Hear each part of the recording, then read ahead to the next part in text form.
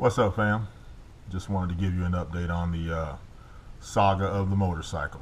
I am in the garage. Spent some time today working on the bracket that everything mounts on. I'm trying a new camera today, so I'm sure it looks a little bit strange, but take a look here. I'm not sure what's showing and what's not, but you see this bracket right here that was on the bike.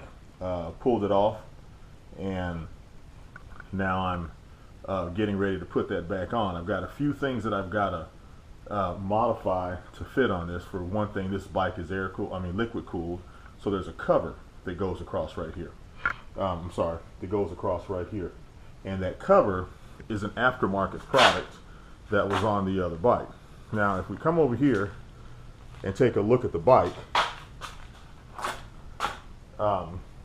you can see that I've started to kind of clean it up. This old girl shines up pretty good, but a couple of the obstacles that I have. For one thing, I'm not even sure if this thing's going to start.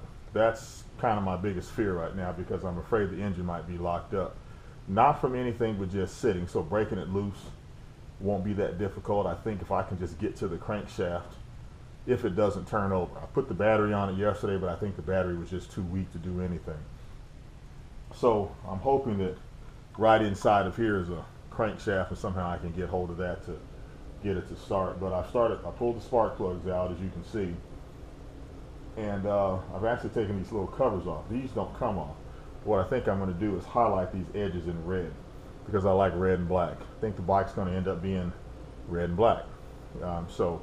As I get started on this, we're just going to see which direction it takes. But all of the supporting bars, I don't know if you can see right here, but this bar right here is not part of the original bike. That's part of what I had to weld to the frame. You can see here where I had to scratch it to get a good ground for the arc. And then also, if you look at this piece right here, is another piece that I had to add to the bike to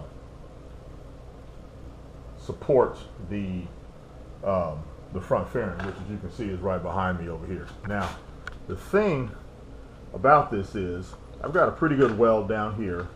These two bolts right here, one of them slipped out, but there's two screws that come out of here.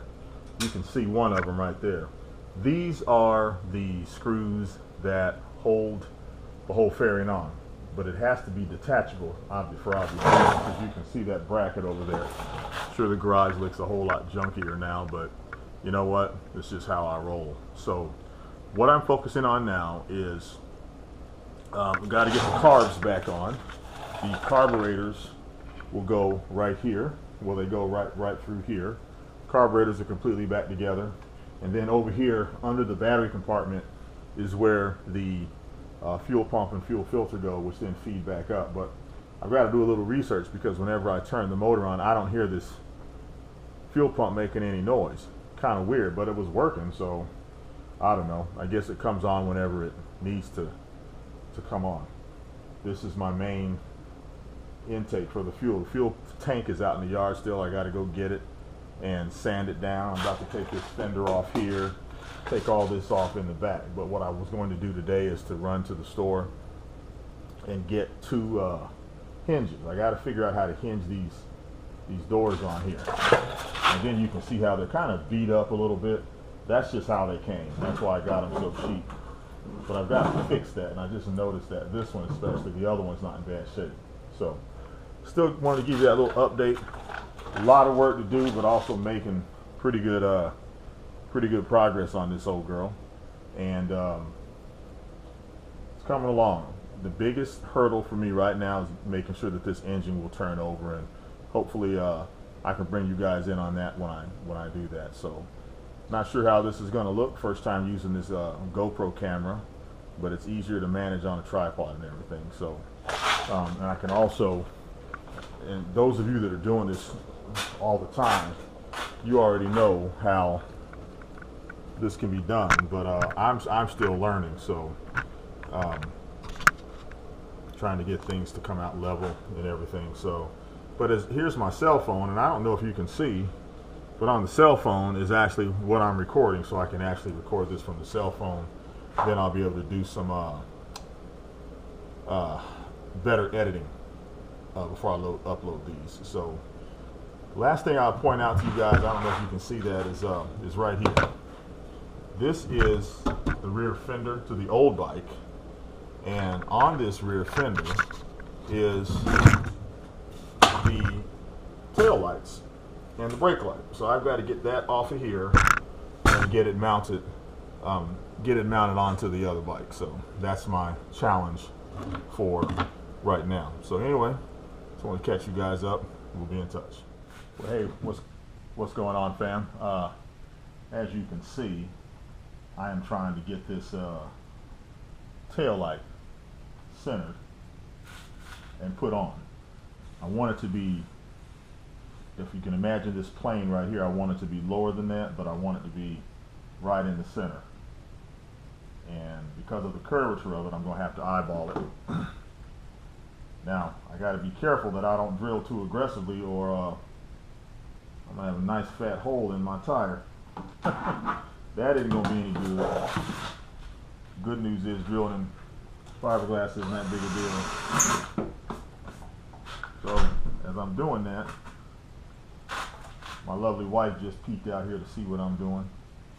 Is this what you wanted your seat cover for? Snakeskin? Yes. I just found this in the pocket. Oh yeah, that's it. That's it. Huh? You're making a video. Yep. Okay, well, I will leave you to it. All right.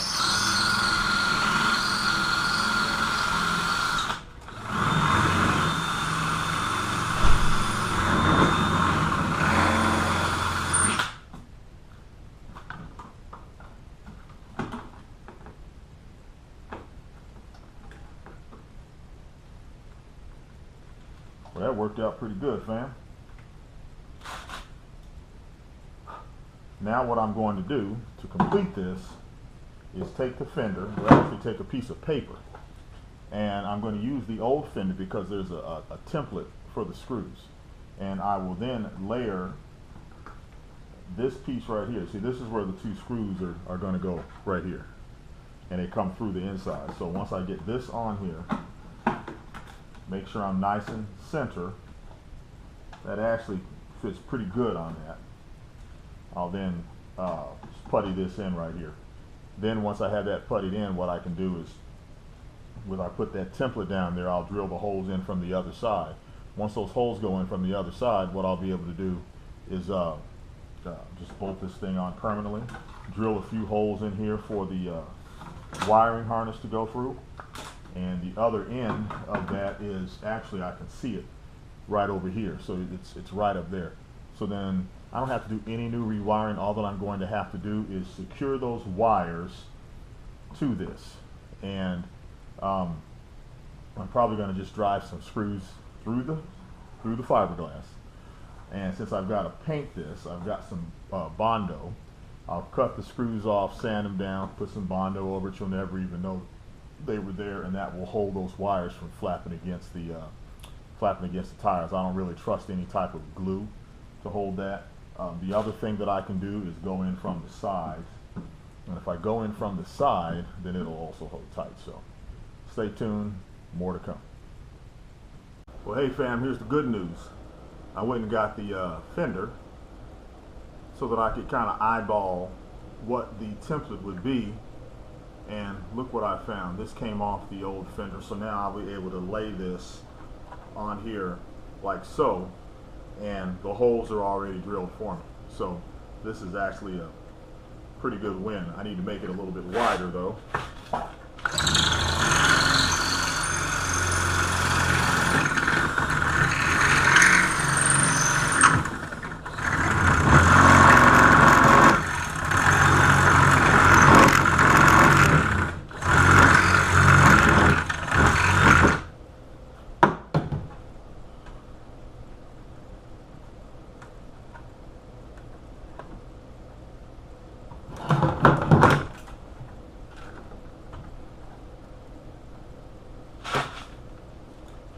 That's going to be perfect.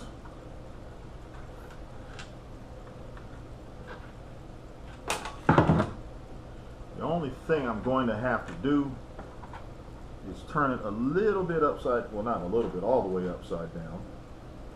The reason I have to turn it upside down is because in order for me to get these holes right, it's got these thicker rubber. I don't know why they're thicker. I guess it keeps it in there and keeps it from vibrating on this thing right here. So I can't do it the way that it goes because they, I don't know if you can see this, but they protrude out. So I'm going to turn it reverse because they're equidistant, and that way I can put them on and it ought to go just fine.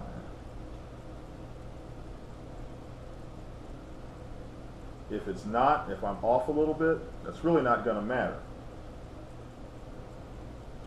Because if I'm off a little bit, I'm going to need bigger holes anyway.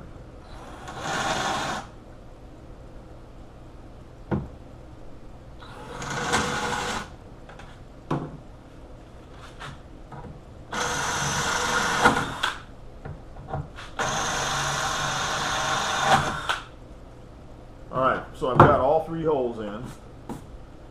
This I can put in here now. What I'm going to do now is actually get a larger bit.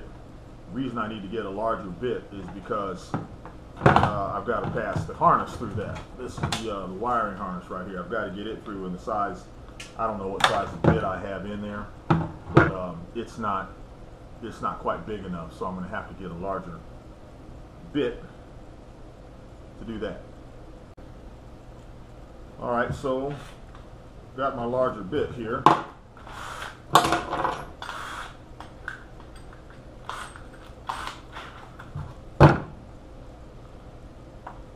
And really, you know what, this part right here, I don't have to get exact because these holes are going to be much larger anyway, so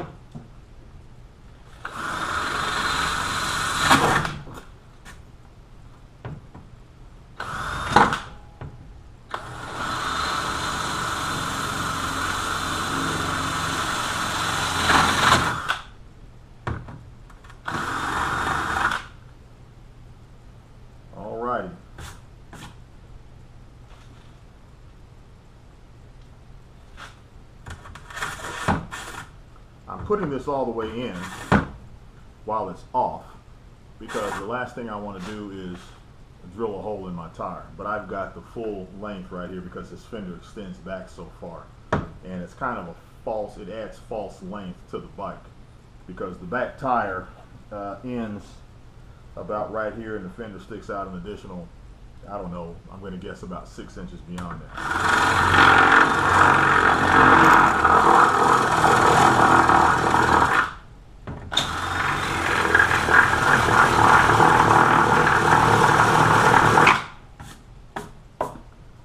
Fiberglass is so forgiving. So now we can put this on.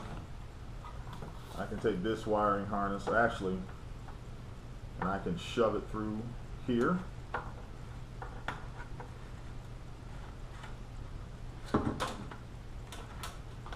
Take the second wiring. 2 sets of lights in here. I don't know why there's 2 different. I know I added one. I think it was for my the additional lights I had on the bike before, so I added some harness to it.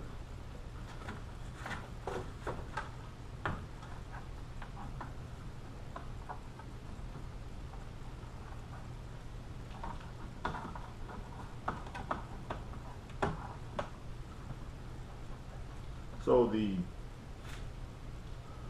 curvature of the fender like this on this particular application is more aggressive than the old fender. No big deal. Still can make that work because as I tighten it down, it'll just bind it down a little bit. This isn't going to pop out. And if it did, it's because I've got the bolts through it, it really can't go anywhere. So that's a win-win no matter how I look at it. Second thing we have to do is I have to get this on. And I do vaguely remember adding some additional these turn signals aren't the original ones on the bike. I added these, but I don't remember why, because this is some of my work right here. Adding these in here. I don't remember why I did it though, but oh well. So now the license plate and the I can't see it. I guess it's not helping you guys any, but I'll be able to actually mark this. And what I'm going to do is I'm going to center them on the back. Okay, so if you look down here, you can see where the top tail light is, and if you look down towards the bottom, I'm going to center this along here, this center line. So there's an imaginary line right there, and I'm going to put those right there, and I'm going to center them right there. See if I can set the camera up as easy as I did the first time. Probably not, but hopefully I did. I got lucky, even though it's crooked, but that'll work. So this will be fairly easy to do. I'm going to switch back to my smaller drill bit because I don't need to make that big old hole in there. And then all I'm going to do now, fam, is put this bracket, this harness right here, and I'll drill some holes in there also so that I can pull the wiring harness through. So boring stuff from this point forward. I'll keep you posted, and tomorrow evening I'm going to try to start this thing. Well, not start it, I'm going to turn it over. The one thing that's pretty neat about an internal combustion engine, conceptually how they run, it's very simple. If I have fire inside the piston chamber and I have spark, if I have gas and I have a spark, it's going to blow up. And if I have that in the proper timing, it's going to run. So if it'll turn over, I'm fairly confident with here's the carburetors right here, ready to be reinstalled. So I'm feeling pretty confident. I've got the carburetor, I've got the fuel pump is all it's all cleaned out, filter, everything's ready to go to be reinstalled. So I think it's going to work just fine. So all right, fam, I will check in with you guys tomorrow. Peace. Well, hey fam, had to come back. We got a minor hiccup here. On this bracket right here, it's not going to fit. It's not going to fit because of the curvature of the thing. But the good news is, if you notice, there's an L bracket right here. This L bracket, as you see, it goes up and then it goes over. So what I'm going to have to do is extend this out, flip it so that the L part is on this side.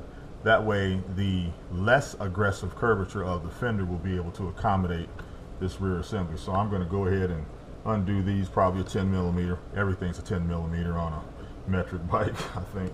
Yep. I'll reverse these and then I'll be right back. Hey fam, I'm back at the bike. I got the center hole in, but I'm going to use the larger bit for the two holes because I'm going to need to be able to swivel it a little bit just to get it centered. So I've already drilled 2 pilot holes. Now I'm doing the finals. And now I should be able to take the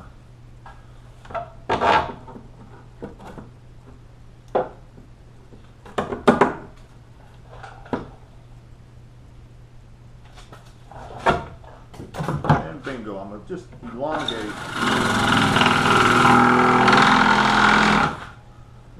that one hole just a little bit, just to give me a little bit of wiggle room. There we go.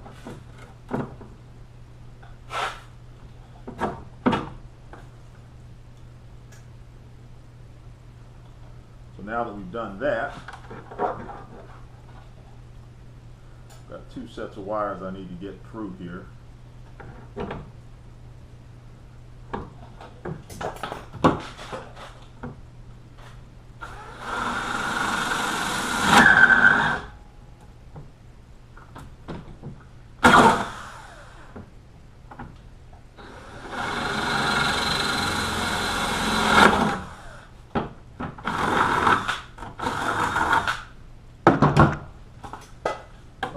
So we can now get this entire harness through and into the Fender system of the bike.